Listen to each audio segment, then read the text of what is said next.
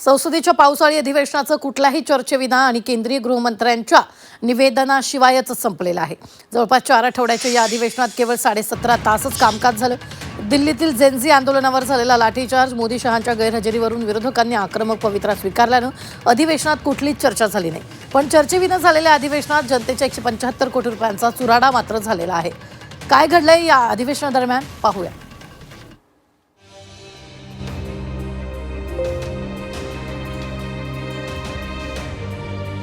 20 जुलैपासून सुरू असलेल्या संसदेच्या पावसाळी अधिवेशनाचं गुरुवारी सूप वाजलं। अधिवेशनाच्या शेवटच्या दिवसाच्या कामकाजाची सुरुवातही नेहमीप्रमाणे गोंधळातच झाली। विरोधकांसह सत्ताधारी ही संसदेबाहेर आंदोलन करताना दिसले। तर संसदेच्या पावसाळी अधिवेशनाच्या शेवटच्या दिवशी पंतप्रधान नरेंद्र मोदी आणि अमित शहा यांनी उपस्थिती दर्शवली। यावेळी सभागृहात विरोधक चांगलेच आक्रमक झाले होते। जवळपास 4 आठवड्यांपासून हे पावसाळी अधिवेशन सुरू आहे, मात्र मोदी शहा संसदेमध्ये येत नाहीये। जंतर मंतरवर विद्यार्थ्यांवर झालेल्या लाठीचार्जवर मोदी शहा उत्तर देत नाहीत। या विरोधात विरोधकांनी संसद परिसरात दररोज आंदोलनं केली। अखेर अधिवेशनाच्या शेवटच्या दिवशी मोदी शहांनी गुरुवारी सभागृहात हजेरी लावली। यावेळी विरोधकांनी जोरदार घोषणाबाजी केल्याचं पाहायला मिळालं। कृपया अपने स्थान पर। विरोधकांच्या घोषणाबाजीनंतर लोकसभेचं कामकाज अनिश्चित काळासाठी तहकूब करण्यात आलं। त्यामुळे पावसाळी अधिवेशन दिल्लीतील जेनझी आंदोलनावर झालेला लाठीचार्ज, गोळीबारा प्रकरणावर केंद्रीय गृहमंत्र्यांच्या निवेदनाशिवाय संपलं, ज्यावरून विरोधकांनी पुन्हा एकदा सरकारवर टीकास्त्र डागलंय। मोदी शहा अधिवेशनाच्या शेवटच्या दिवशी आल्याचं म्हणत प्रियंका गांधींनी निशाणा साधला, तर काँग्रेस अध्यक्ष मल्लिकार्जुन खरगे यांनी सरकारच्या भूमिकेवर हल्ला चढवलाय। वंदे मातरम गाने के लिए आ जाए हैं। पूरा सेशन चला है, ना प्रधानमंत्री जी आए ना गृह मंत्री जी आए, तो कैसे चलेगा फिर ये लोकतंत्र और ये पार्लियामेंट। या हाउस में बैठ के सुनो, उसके बाद ये सब ऐसे हैं कि they want to destroy democracy and they want to means demoralise parliament members, and वो ये चाहते हैं कि पार्लियामेंट हमारे सामने कुछ नहीं, सब कुछ हम हैं। ये उनकी आदत है और ये इनका ईगो जनता तोड़ेगी। 12 साल से सत्ता पे बैठे हुए सरकार अभी लीडर ऑफ ऑपोजिशन को मुर्दाबाद बोल रहे पार्लियामेंट में। इनकी ये हालत हो गई है। इनकी ये हालत हो गई है कि प्रधानमंत्री, गृह मंत्री सदन से आने से डरते हैं। सीढ़ी में बैठ के वो कल इंटरव्यू दे रहे हैं।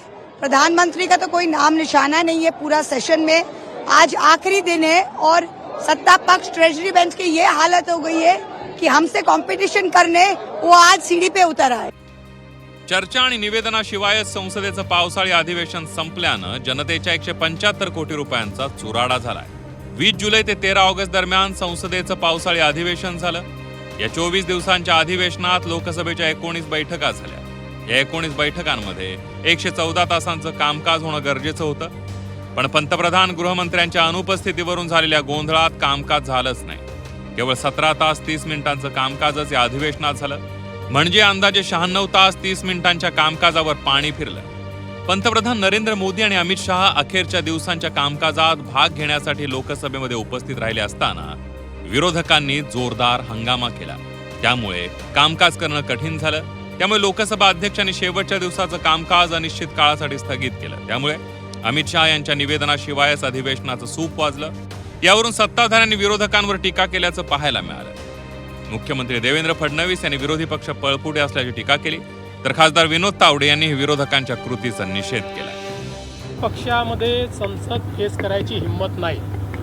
हे पळपुटे लोक आहेत, भगोडे आहेत। चर्चेची जागा संसद आहे, चर्चेची जागा चौक नाही। जर भारतरत्न डॉक्टर बाबासाहेब आंबेडकरांच्या संविधानावर तुमचा विश्वास असेल तर हिम्मत दाखवा आणि संसदेत चर्चा करा। तुमच्यात हिम्मत नाही आहे। पहिल्यांदा त्यांनी बहाणा बनवला, अमित भाई येत नाही आहेत। अमित भाईंनी पत्र दिलं, तुम्ही चर्चेला या, मी उत्तर द्यायला तयार आहे। मग यांना तोंड दाखवायला जागा राहिली नाही, तोंड काळं झालं, तर संसदेतनं तोंड लपवून पळालेले भगोडे आहेत। यांना लोकशाही मान्य नाही, हे लोकशाही विरोधी आहे। पार्लियामेंट चलने नहीं दिया विपक्ष ने, ये बड़ा दुर्भाग्य है। लोग जिस प्रकार पार्लियामेंट की ओर देखते हैं, मुझे लगता है कि ये विपक्ष से अपेक्षा नहीं थी। संपूर्ण पावसाळी अधिवेशनात विविध मुद्द्यांवरून सत्ताधार आणि विरोधकांमध्ये जोरदार संघर्ष पाहायला मिळाला। त्यात प्रामुख्यानं आंदोलक विद्यार्थ्यांवर झालेला लाठीचार्ज आणि गोळीबाराच्या घटनेवरून विरोधकांनी सत्ताधाऱ्यांना घेरलं। अधिवेशनात लाठीचार्ज प्रकरणात गृहमंत्री अमित शहा यांनी निवेदन न दिल्यानं या प्रकरणाची धग कायम राहण्याची शक्यता आहे। अधिवेशनातील या गोंधळाचे आता आगामी राजकारणातही पडसाद उमटणार हे मात्र निश्चित। ब्युरो रिपोर्ट, झी 24 तास।